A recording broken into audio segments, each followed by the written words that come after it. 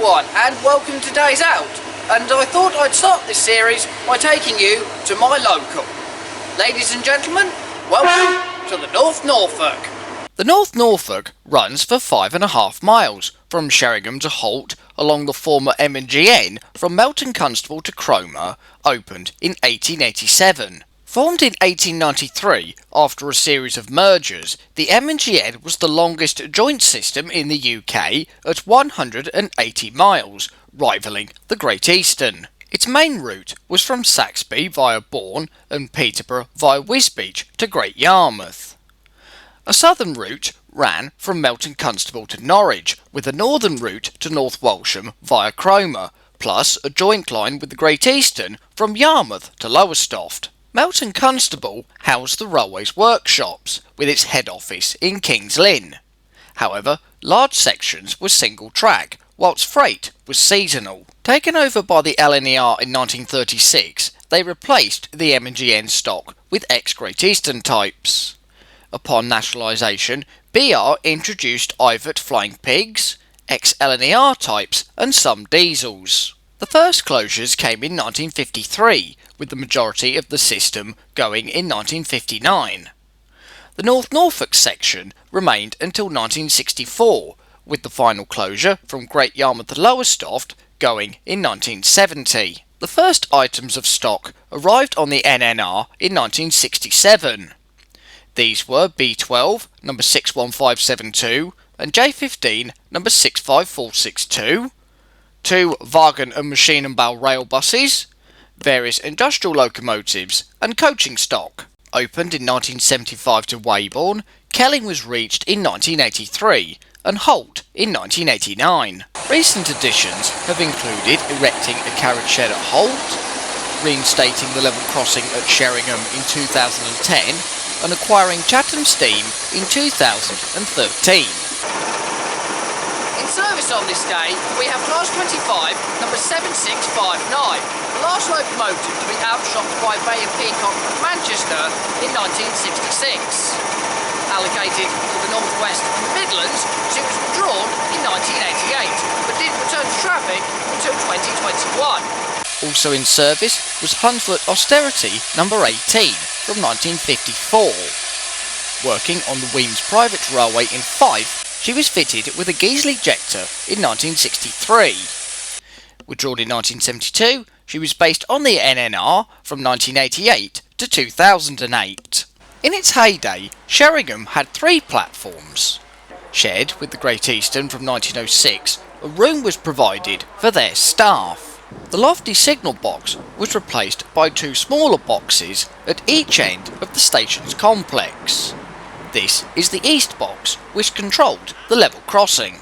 After closure, a new station opened in 1967, which received summer Saturday workings from Liverpool Street until 1975. The platform was rebuilt and lengthened in 2019. In 2016, a new shop opened, followed by the footbridge.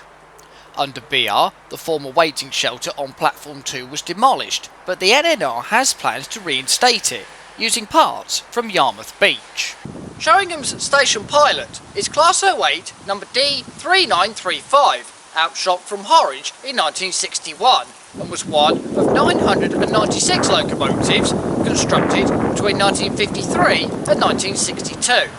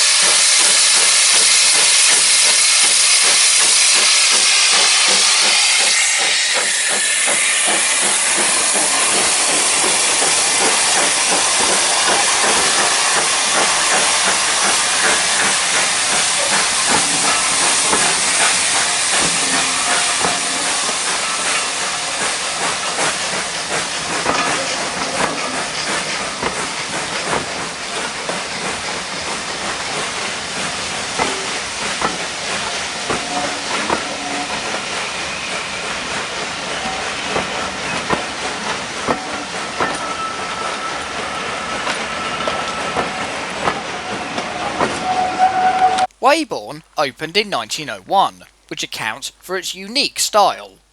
A hotel, Weybourne Springs, was situated nearby, and the M&GN had plans to develop a holiday resort. During both World Wars, the station served Weybourne Camp, now home to the Muckleborough Collection. The loop was removed in 1961 and the box closed. The present signal box came from Holt, whilst the footbridge is from Stowmarket, arriving in 1985 when the Great Eastern Main Line was electrified. The waiting shelter, however, is a new build, erected in 1987. Over the years, Weybourne has made a number of TV appearances, including Dad's Army, Heidi High and The Lost Prince. In the yard is Class 08 number D3940, outshot from Derby in 1960 and is owned by the M&GN Joint Railway Society, whilst in the head shunt is the Quad Art set from 1924. Rescued from A. Kings and Sons at Wyndham, it was one of the first items of rolling stock, being in regular use until 1979. After years in storage, the set was restored at Carnforth from 2002 to 2008. Designed by Gresley, their name comes from the 4 coaches mounted on articulated bogies. At 350 feet long, they could carry 600 passengers, whilst the weight was reduced to ease acceleration. Their main work was on commuter services from Liverpool Street behind Great Eastern N7s and from King's Cross behind Great Northern N2s.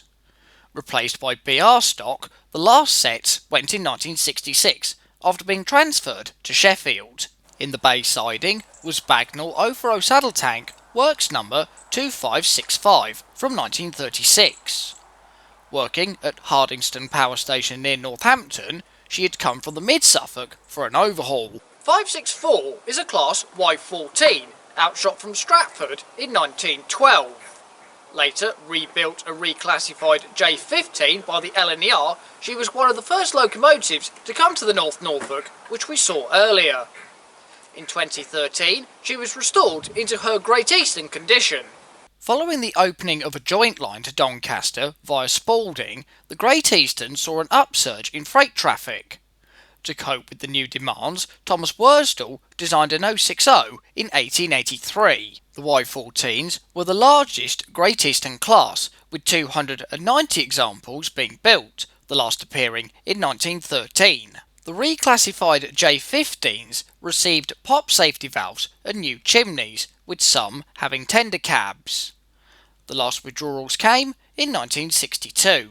D6732 was outshot by the Vulcan Foundry in 1962. Allocated to the northeast and around Sheffield, she was withdrawn in 1994, becoming the first Class 37 to enter preservation in the same year. D6732 is a Class 37, which first appeared in East Anglia in 1961, initially handling expresses from Liverpool Street across the region. Later, they hauled freight from Kings Lynn and Harwich until the 1980s.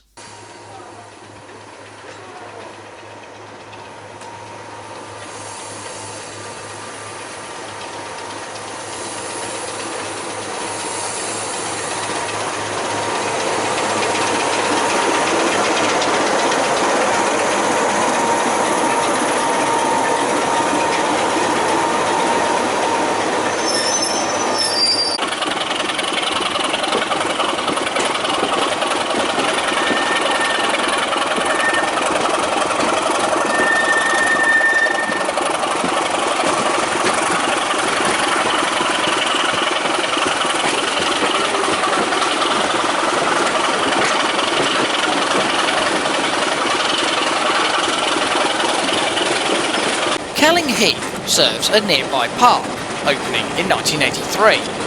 However, with the extension to Holt in 1989, the platform was relocated and lengthened.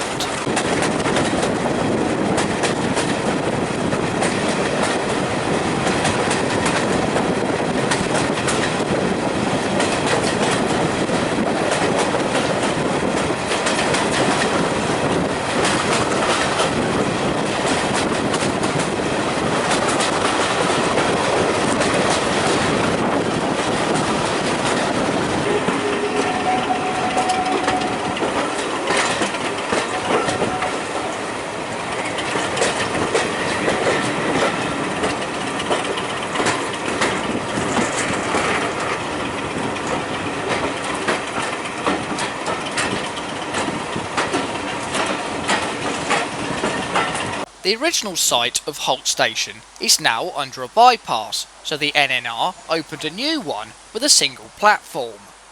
However, the former station building from Stalham was relocated here, reopening in 2004. The signal box at the east end came from Upper Portland sidings near Mansfield, whilst the signals are from Spalding. At Holt is the William Marriott Museum, based on Thursford Goodshed. Now, William Marriott had worked on the M&GN since its creation, becoming its traffic manager in 1919 and continuing in that post until his retirement in 1924. He was also a pioneer in the use of reinforced concrete, everything from station signs and signal posts to plate layers huts. Inside is a wide variety of artefacts from across the M&GN and further afield. Outside in the yard is a 14-ton tanker, number 1982, outshopped by Hurst Nelson in 1942 for the Air Ministry and later sold to Esso. One of Norfolk's most famous brands is, of course, Coleman's Mustard, founded by Jeremiah Coleman in 1814. The famous Bull's Head was adopted in 1855, and the company moved to their Carrow Road factory in 1865, being granted a royal warrant by Queen Victoria the following year. The van dates from 1908, when the company employed 2,300 people. It was restored by Sold, a disabled charity based in Lowestoft. M&GN number 12 dates from 1881 and worked firstly for the Lynn and Fakenham and then the Eastern and Midland from 1883. It later found a use in the Melton Constable breakdown train when the toolbox was added. It was withdrawn in 1945. Alongside is an Austin K2, one of 27,800 built between 1939 and 45. The K2's best known variant was the K2Y, used as ambulances by the British Army during World War II.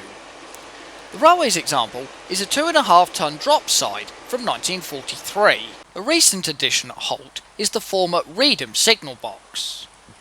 Reedham is a junction on the Wherry lines, connecting Norwich, Great Yarmouth and Lowestoft, with the box being retired in 2019 after a major re-signalling programme. At the far end of the site is the railway cottage, erected from a Great Eastern 5-compartment second. Now, these became quite common in the 20s as the railway started to move away from 4- and 6-wheeled stock to new bogie coaches. There was also a desperate need for new housing for veterans from the First World War, and these coach bodies proved to be ideal. This one has a small pantry and garden, and some can still be seen around the UK today.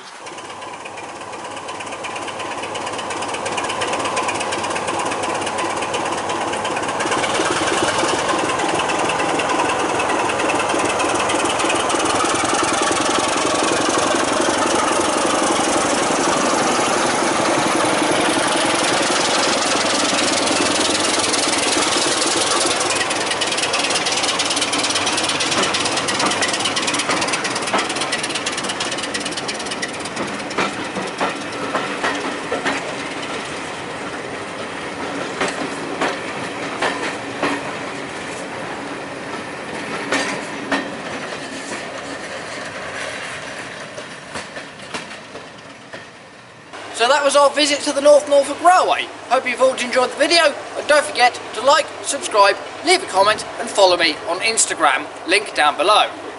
Take care everyone, and I'll see you all on the next day out. Bye for now.